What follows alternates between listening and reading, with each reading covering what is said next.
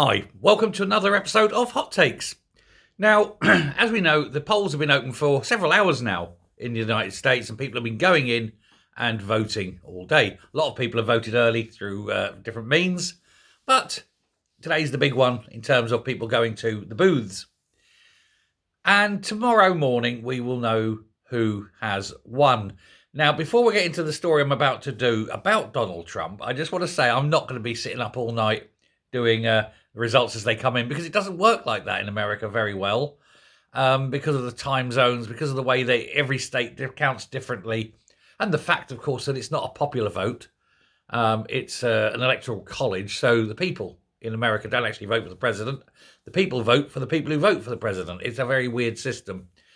But what will happen is I will make a video and we'll say, oh, he won, or oh, he lost. And that's basically it. I'll do a fuller set of videos about it tomorrow, probably in the afternoon or lunchtimey, whenever I can, because I will be sitting up, but I'm not going to be doing the running commentary. But I'm going to be very tired tomorrow. So I just wanted to get that out there and up and done. Now, I have got a story here about Trump, which in and of itself is actually an interesting story. But what I get from it is, God, we could do with a Trump in this country. Imagine if we had a prime minister who's saying the things that Trump is saying and then who would do them. Because he was in Raleigh in North Carolina, what will be yesterday now, still early in the morning. It's early in the morning then. So it would have been yesterday. Time zones, eh? They're 8 hours behind. Anyway, so he said he would call the Mexican president, who hasn't got a very Mexican name, it must be said. She's got a German name, really. Claudia Scheinbaum or something. Anyway, he said he will threaten her with tariffs. He said initially, straight off the bat, there's going to be a 25% tariff on everything coming in from Mexico. He said, and that is just to encourage her to stop the illegals coming across the border. He said, and if she can stop them, then the tariff will go away. Isn't that marvellous? Imagine doing that to the French. Everything that comes in from France, 25% tariff, and we say we're using that money, that tariff money, to pay for the illegals. So your champagne, your French cars, whatever you like. In it comes, boom. And the French will ultimately be paying for the illegals. Well, that is to say the French will be paying. The British will be paying if they buy French wine or French cars or French anything. But of course, with the tariff, they won't. They won't be buying that because they'll be so expensive. Now, where Trump is going to win is he said that if the 25% doesn't work, he's going to bump it up to 50%, then 75%, then 100%. Do you see a pattern emerging here? And he said that one of his first calls when he becomes president will be to Mexico. He says, you've got to stop letting people come through our border. And he will. You don't need to make a wall. You just need to let Mexico know that it's going to cost them if they don't stop it. He says that they're being invaded by Mexico, much in the same way as Britain is being invaded. He says, but, she's a very nice woman. He has no personal beef with her, but she's got to look after and close her border. And he said that he's going to inform her day one, that if they don't stop this invasion, there'll be a price to pay. And it'll be an ever-increasing price, as we've discussed.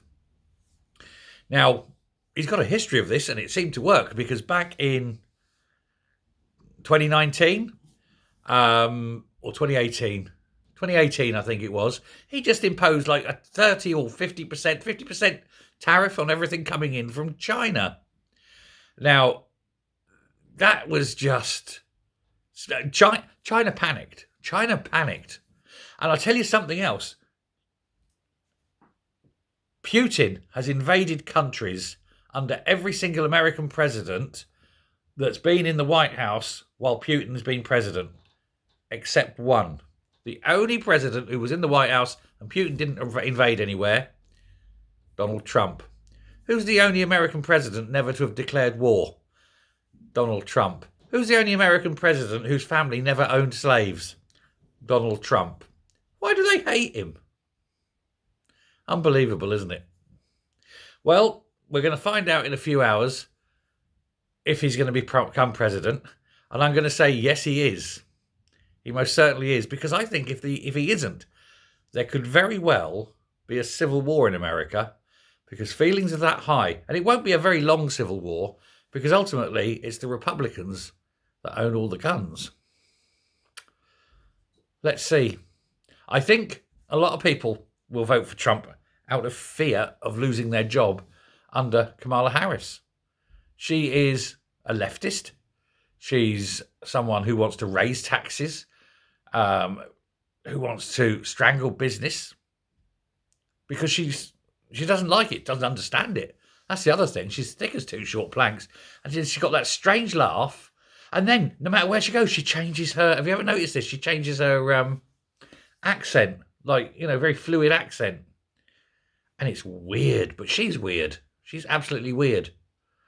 But hey, what do you expect? It's American politics. They're all bloody weird, aren't they? Mostly nutters, I find.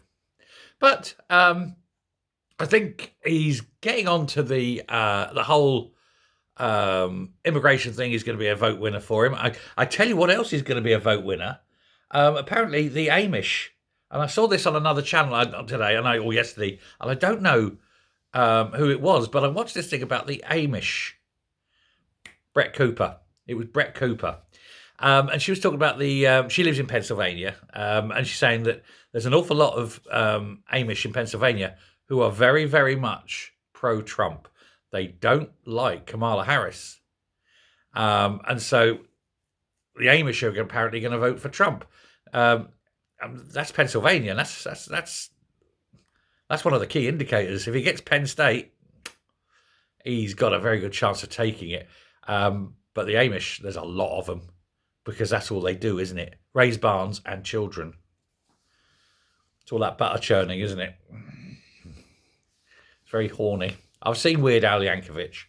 But anyway, there we are. So he's got this push. He knows what he's doing. He knows what he wants.